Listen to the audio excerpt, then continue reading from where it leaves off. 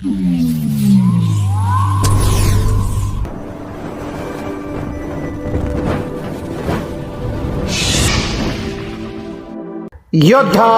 News Marathi.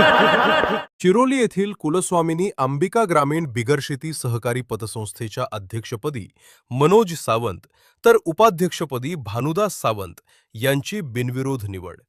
Rajgurunagar Shiroli Khed तालुक्यातील शिरोली येथील कुलस्वामिनी अंबिका ग्रामीण बिगरशेती सहकारी पतसंस्था मर्यादित या संस्थेचे अध्यक्ष व उपाध्यक्षपद राजीनामा दिल्यानं रिक्त झाले होते. सदर रिक्त जागी निवडणूक अत्यंत उत्साहात पार पडली. यामध्ये संस्थेच्या अध्यक्षपदी श्री मनोज किसनराव सावंत आणि उपाध्यक्षपदी श्री भानुदास झांबर सावंत यांची सर्वानुमते बिनविरोध निवड करण्यात आली आहे. कृषी उत्पन्न बाजार समिती खेडच्या कार्यालयात आयोजित करण्यात आलेल्या सभेत ही निवड प्रक्रिया पार पडली.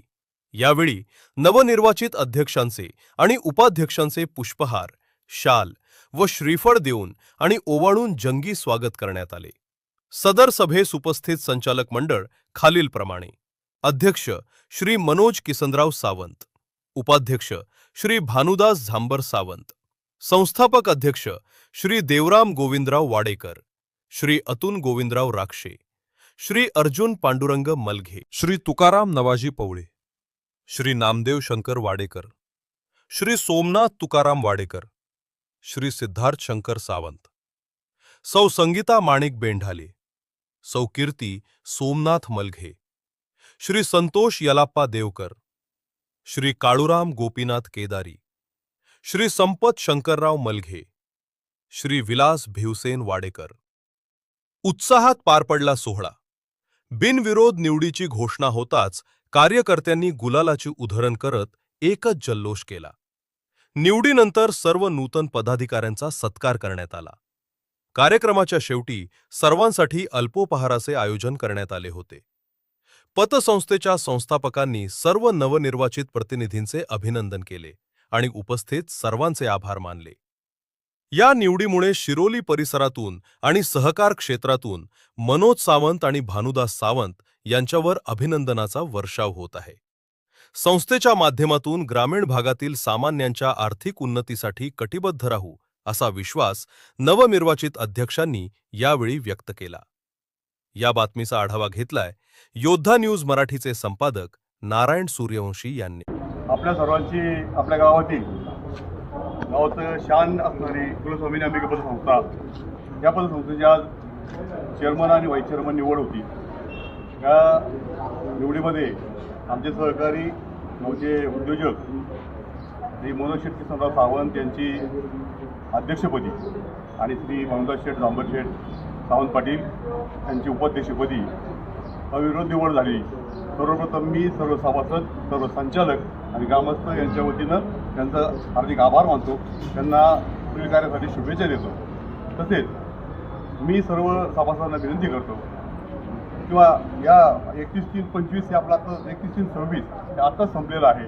या आर्थिक वर्षामध्ये आपल्या संस्थेने साधारणतः 14 कोटीच्या ठेवी आपल्या संस्थेमध्ये जमा झालेल्या आहेत.